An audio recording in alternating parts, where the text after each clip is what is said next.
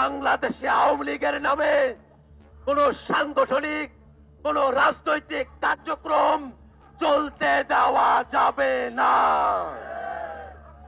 আওয়ামী লীগের নিবন্ধন অল্প সময়ের মধ্যেই বাতিল ঘোষণা করতে হবে। আওয়ামী লীগের নিবন্ধন যদি বাতিল করা না হয়, এই ছাত্র জনতা আবার রাজপথে এসে আওয়ামী লীগের নিবন্ধন বাতিল করিয়েই ছাড়বে ইনশাআল্লাহ। সংগ্রামী উপস্থিতি, অনেকে ভালো আওয়ামী লীগের কথা বলে, আমরা তো বলি লোম বাঁচতে গিয়ে যেমন কম্বল উজাড় হয়ে যায়, লোম বাঁচতে গিয়ে যেমন কম্বল উজাড় হয়ে যায়, আওয়ামী লীগের ভালো নেতৃত্ব বাছাই করতে গেলে গোটা আওয়ামী লীগে উজাড় হয়ে যাবে। আওয়ামী লীগে কোনো ভালো নেতৃত্ব নাই। যে আওয়ামী লীগ এখনো পর্যন্ত বাংলাদেশে যে গণহত্যাগুলো চালিয়েছে,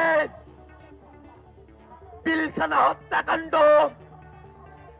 13 সালের হত্যাকাণ্ড, শাপলার হত্যাকাণ্ড, মোদী বিরোধী আন্দোলনের হত্যাকাণ্ড, 24-এর হত্যাকাণ্ড, কোন হত্যাকাণ্ডের জন্যই যে আওয়ামী লীগ এখন পর্যন্ত দুঃখ প্রকাশ করে নাই, এখনো পর্যন্ত অনুশোচনা প্রকাশ করে নাই, এখনো পর্যন্ত তাদের দায় স্বীকার করে নাই। সেই আওয়ামী লীগের পক্ষে যদি বাংলাদেশের কোন শক্তি, বাংলাদেশের কোন ব্যক্তি একটু দাঁড়ানোর চেষ্টা করে, বাংলাদেশের ছাত্র জনতা রাজপথে দাঁড়িয়ে, সেটা ব্যক্তি হোক, সেটা কোন প্রতিষ্ঠান হোক, তার বিরুদ্ধে সর্বাত্মক প্রতিরোধ গড়ে তুলবে। ভাইরা আমার, আমাদের অবস্থান খুবই পরিষ্কার।